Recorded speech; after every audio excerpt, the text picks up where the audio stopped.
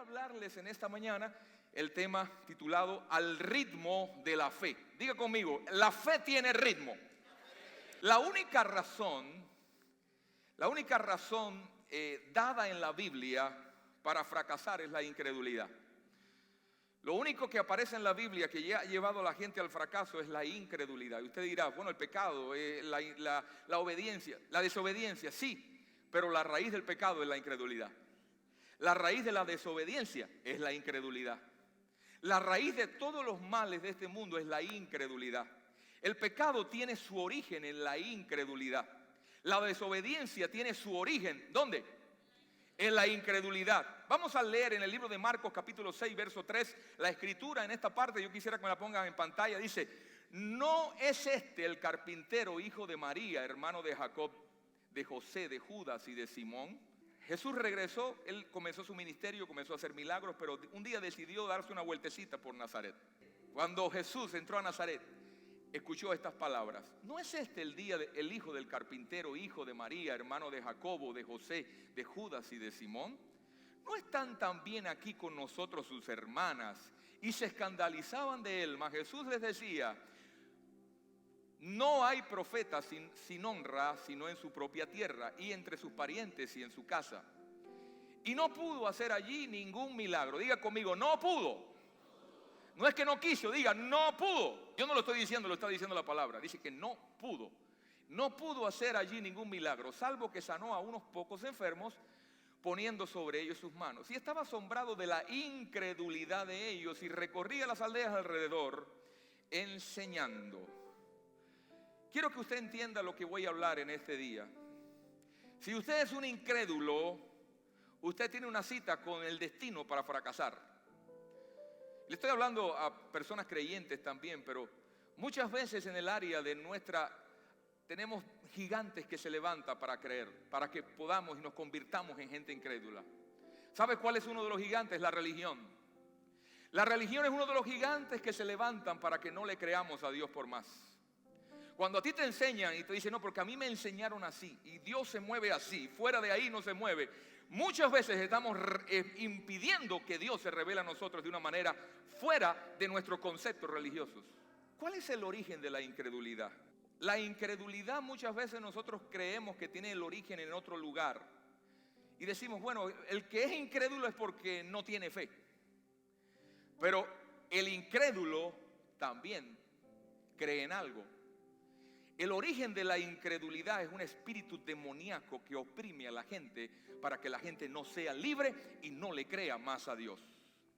Y solamente no estoy hablando de gente que no conoce a Dios. Hay creyentes que somos oprimidos por el enemigo y no nos deja entrar a nuevas dimensiones de Dios. Porque diga conmigo, la incredulidad es un espíritu.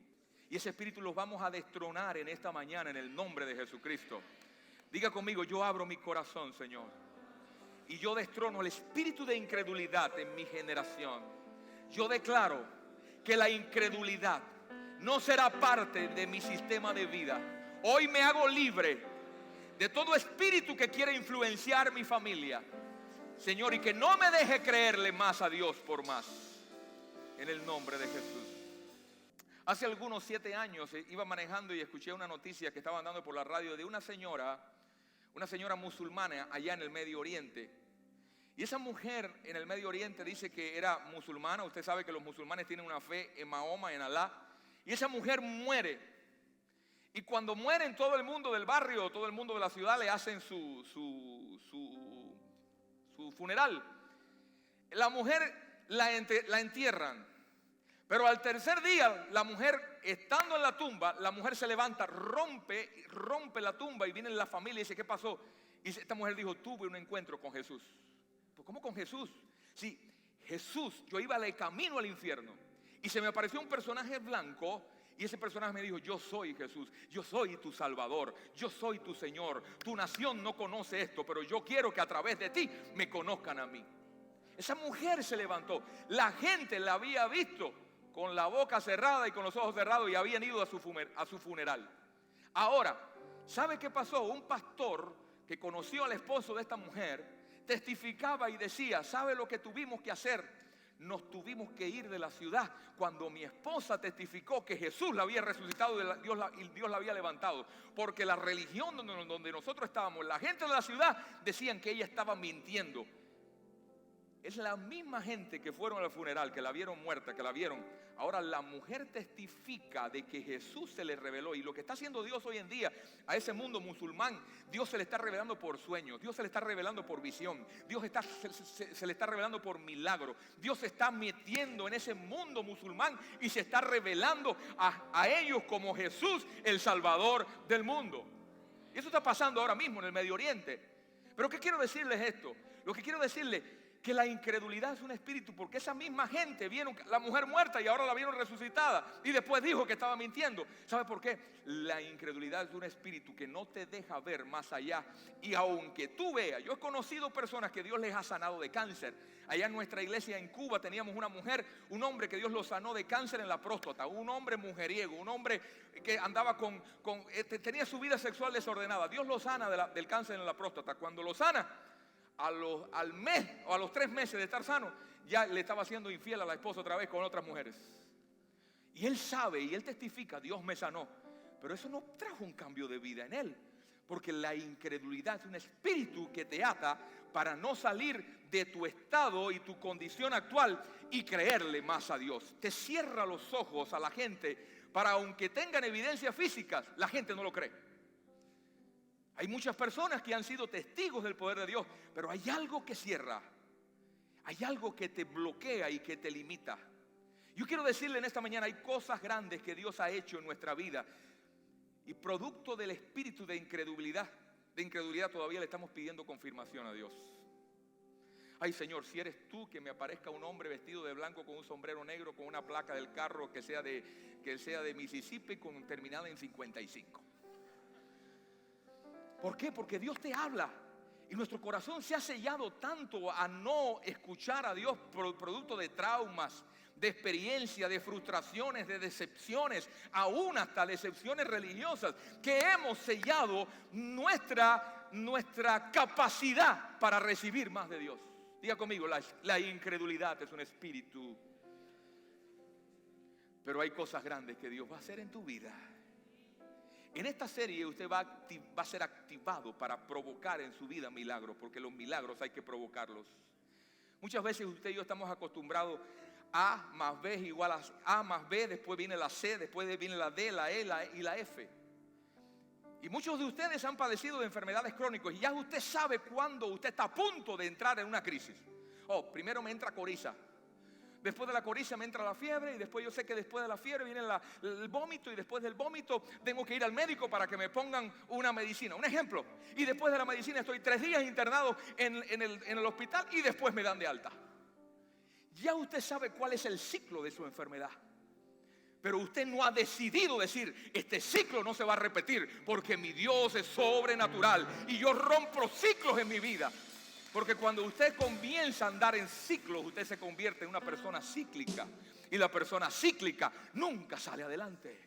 Dile que está a tu lado: no le pongas límites a Dios.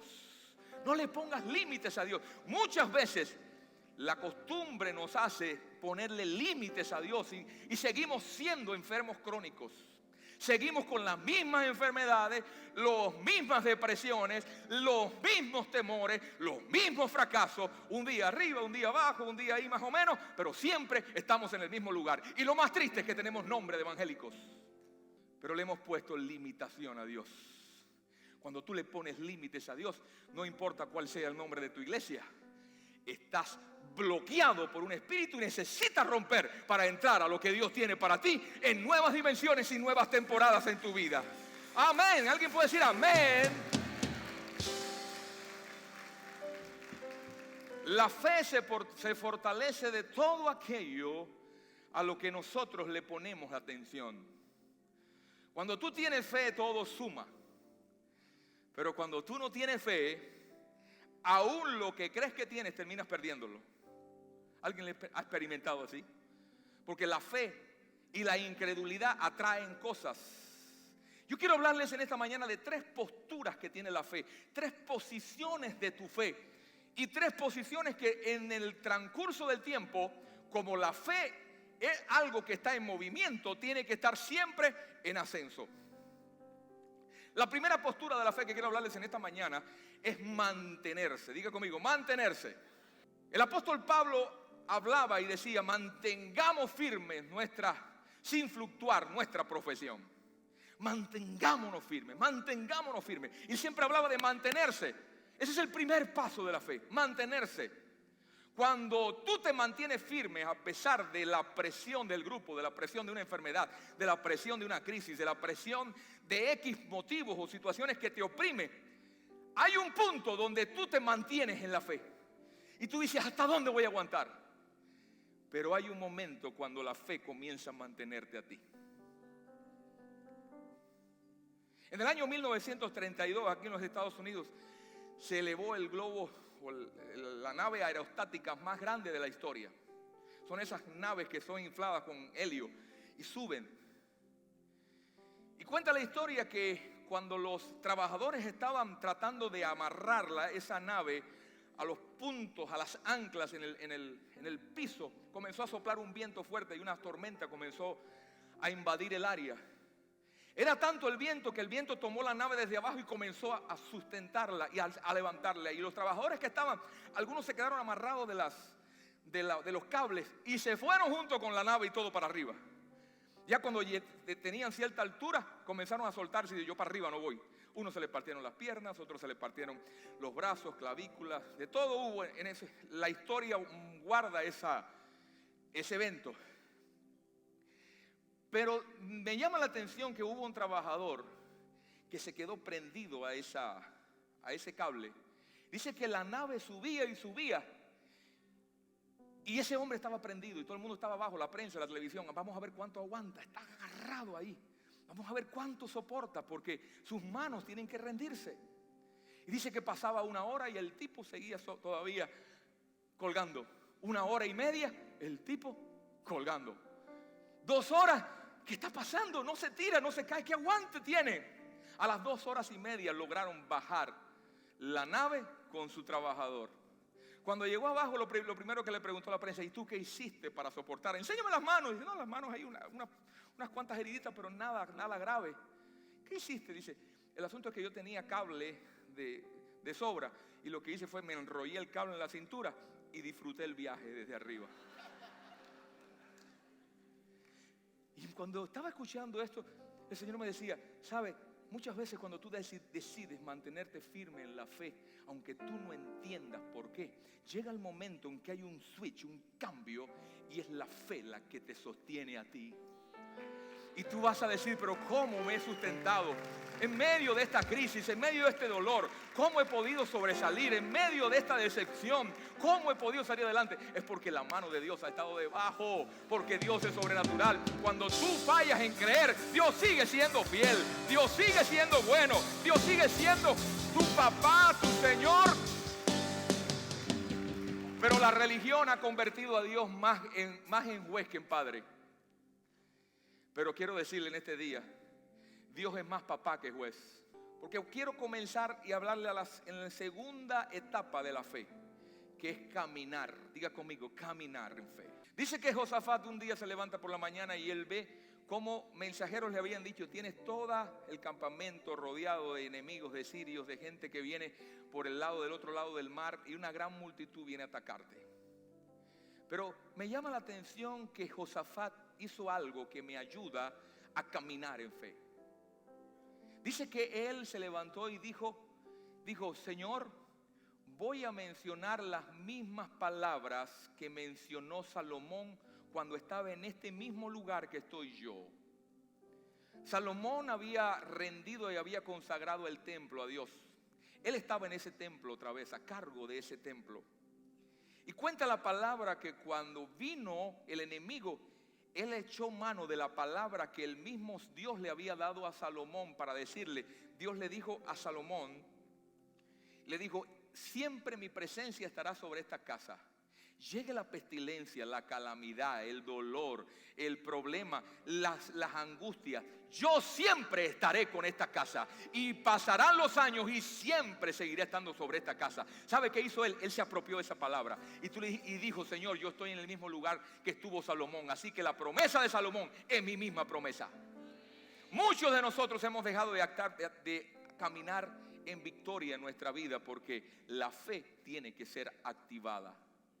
Muchos pensamos: bueno, yo tengo la fe, yo tengo fe en Dios. La fe en Dios no es decir yo creo en Dios, yo espero en Dios. La fe en Dios tiene herramientas para tú manejar en medio de las llaves, en medio de las crisis de la vida. Y una de las herramientas es que tú tienes que hablar las promesas que Dios te dio a ti o le dio a tu generación, tienes que activarla en el presente. Mi familia y yo, mis padres conservan una libreta con los testimonios. Todos los testimonios cuando ellos se convirtieron a Cristo en Cuba, y nuestra familia nos dio la espalda. Porque toda mi familia era comunista. Yo no puedo decirle a usted que yo vengo de una familia pastoral porque le estoy mintiendo. Ay, pastor, yo vengo de quinta generación pastoral, apóstol, profeta. No. Yo vengo de una familia comunista, atea, que nunca quiso saber nada de Dios. Por un lado eran brujos y por el otro lado eran comunistas del Partido Comunista. Y de ahí salió el fenómeno de mi familia. Así que tú estás diciendo, ¿tú qué estás diciendo? Ay, pastor, para ser pastor hay que tener generación en generación en generación en generación. Yo no puedo decir eso, pero yo puedo decir desde que Cristo vino a mi generación cambió. Porque toda mi familia nos hizo la guerra, nos dio la espalda, mi abuela, mi tío, todo el mundo comenzó. Pero mi mamá y mi papá tenían una libreta donde anotaban los testimonios del poder de Dios. Fecha tal, año 1970, año 1980, Dios hizo esto y Dios nos dio esta promesa, y Dios nos dio esta palabra, y Dios nos dijo esto. ¿Sabe por qué? Porque esas mismas palabras las he tomado yo frente a mis crisis, y le dije al Señor: si tú fuiste fiel con ellos, lo vas a hacer conmigo también. Porque tú eres un Dios de generaciones.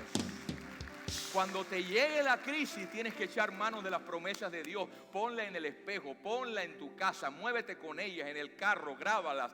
Haz un Facebook Live con las palabras. El Facebook se ha convertido ahora en el lugar donde expresamos nuestras frustraciones, decepciones y temores. Si usted se levanta mal, busque el Facebook de alguien. Por su Facebook lo conoceréis.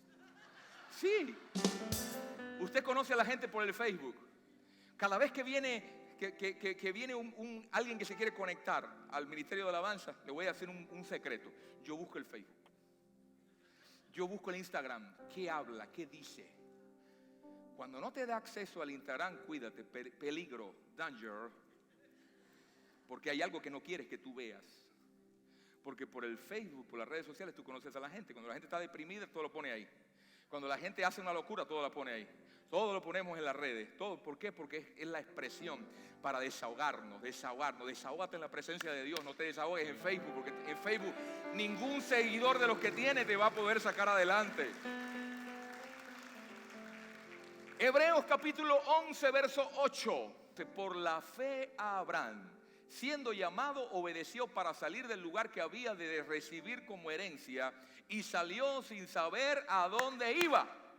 Y una de los requisitos que tiene la carrera en Cristo, el caminar en Dios, es que Dios nunca te va a dar un mapa, Dios te va a dar un paso.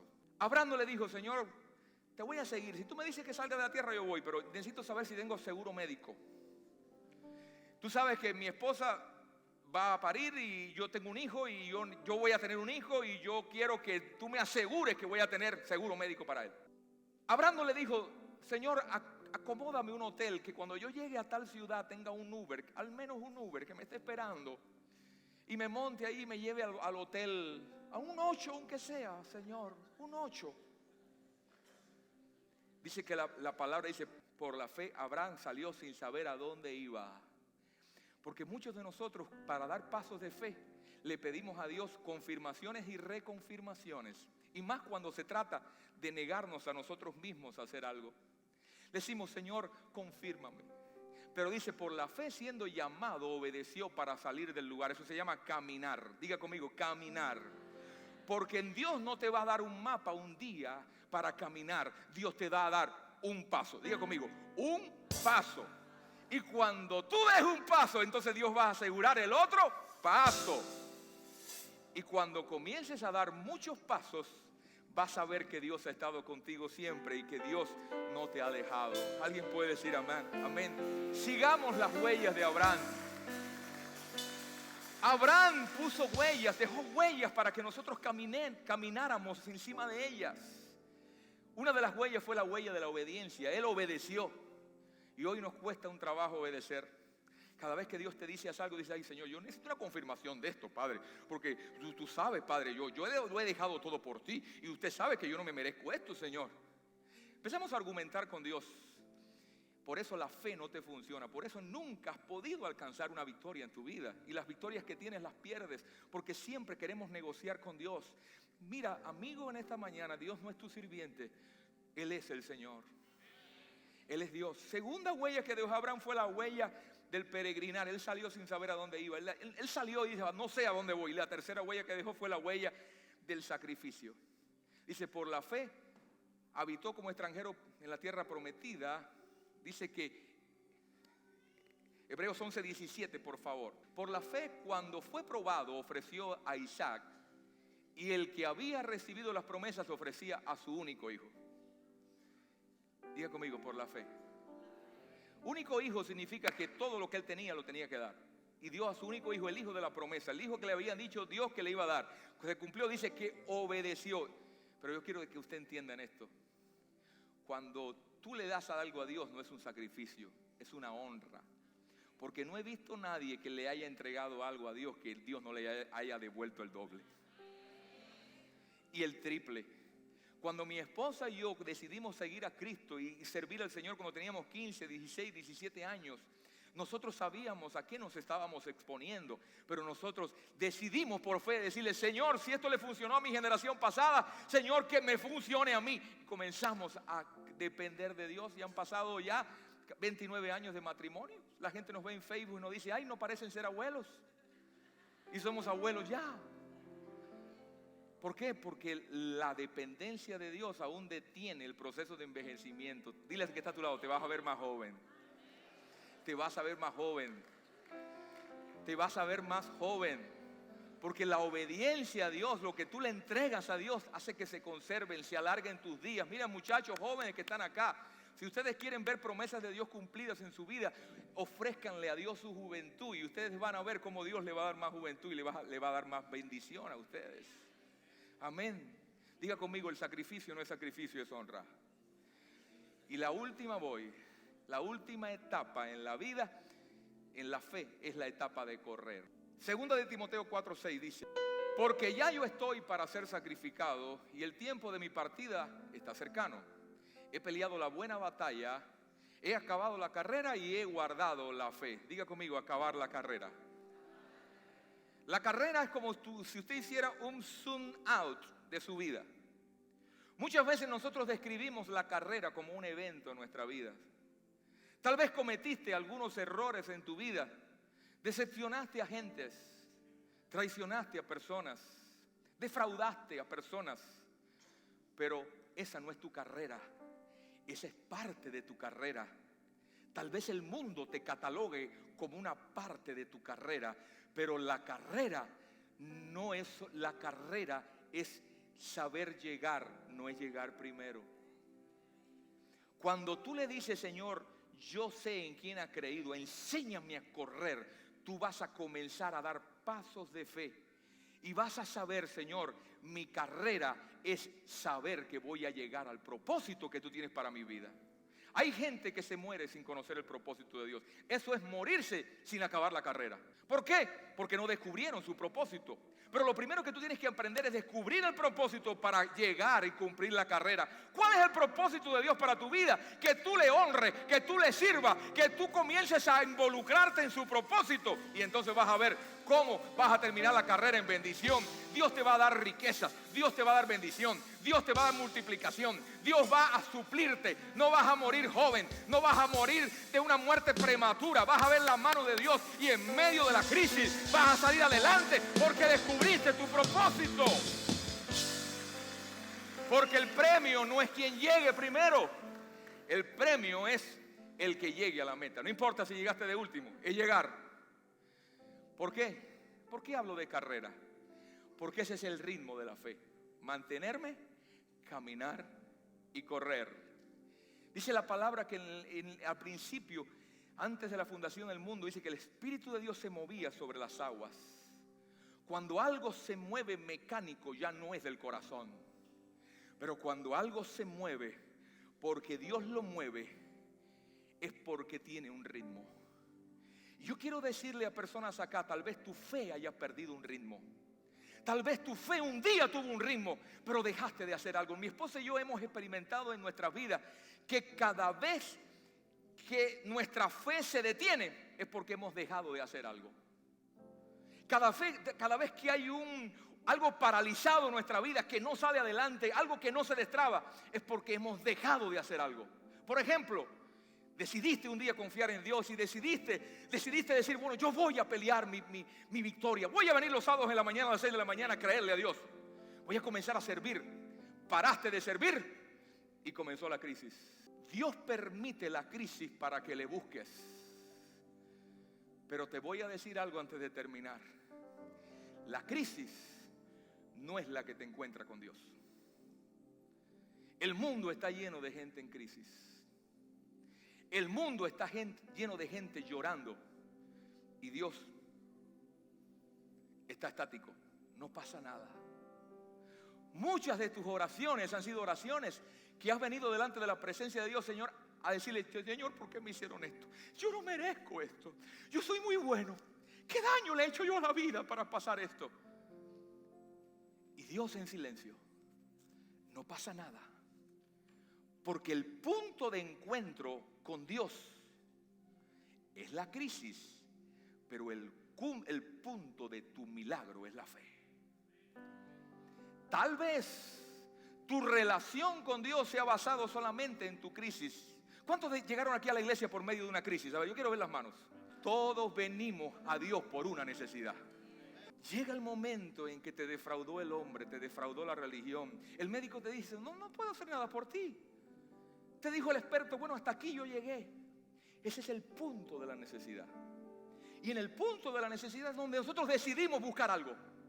Yo quiero decirle, existen 3 tipos de personas. Y están aquí en esta mañana. Los que están en una necesidad, los que están a punto de entrar a una necesidad y los que acaban de salir de una necesidad y que Dios acaba de suplírsela. Pero no se crea que usted se va a escapar de la necesidad. La necesidad Dios la permite porque va a ser lo que te va a llevarte a buscar de Dios. Pero si usted con una necesidad no hace lo que hizo una mujer que un día escuchó que Jesús estaba pasando y esa mujer tenía un flujo de sangre por más de 8 años. Cuando usted tiene una hemorragia intrauterina o uterina por 8 años, eso quiere decir que usted tiene la hemoglobina por lo menos en 4. Eso quiere decir que usted no tiene fuerza y usted está hipoglicémico. Eso quiere decir de que usted no tiene, para lo que menos usted tiene deseo es de salir a correr con el calor que hay en el Medio Oriente. Pero dice que ella tenía una necesidad. Esa mujer tenía todas las condiciones para que Jesús viniera por ella y le dijera así. Pero la historia bíblica me dice que no fue así. Dice que cuando ella se enteró que Jesús estaba pasando por ahí, dice que ella dijo, no, yo sé que Él no va a pasar, pero yo lo que voy a hacer es que yo me voy a levantar y hasta que yo no lo toque, yo me sano. Cuando yo lo toco, me sano. Y dice que se abrió paso. Dijo, yo me imagino a esa mujer echando para un lado, empujando, como en los buses allá en La Habana, empujando, abriéndose paso. Vamos. Hasta que llegó y tocó el borde del maestro. Dice, ¿quién me ha tocado? ¿Quién me tocó? Señor, ¿cómo que quién te ha tocado? Si tienes miles de gente a tu alrededor, dice sí. Pero cuando alguien me tocó, yo sentí que poder salió de mí. ¿Sabe una cosa? El punto de encuentro con Dios es la necesidad, pero el punto del milagro es tu fe. La fe siempre te va a llevar a hacer algo. Eso que tú dices, yo tengo fe, pero yo estoy esperando en Dios, porque dice el Salmo 40, pacientemente esperé en Jehová. Eso no es esperar. Esperar es decir, yo confío en Dios, pero ¿qué puedo hacer? ¿Qué puedo hacer? Oh, pero tengo mi negocio en ruina. No vendí nada hoy, pero voy a salir a entregar tarjetas. Me voy para Walmart y voy a entregar tarjetas en el nombre de Jesús. Mira, yo hago esto y esto y esto. No te quedes en tu necesidad. Sal de tu necesidad y produce el milagro. Sal de tu necesidad y comienza a moverte, porque la necesidad tiene que activar tu fe. La fe produce el movimiento y el movimiento produce el milagro. ¿Alguien quiere entrar en movimiento en esta mañana? ¿Alguien quiere hacer así conmigo? Levántese y póngase en pie y diga: yo voy a entrar en movimiento. Voy a entrar. La fe tiene un ritmo. La fe tiene un ritmo. Yo voy a entrar en ese ritmo. Yo voy a moverme en ese ritmo.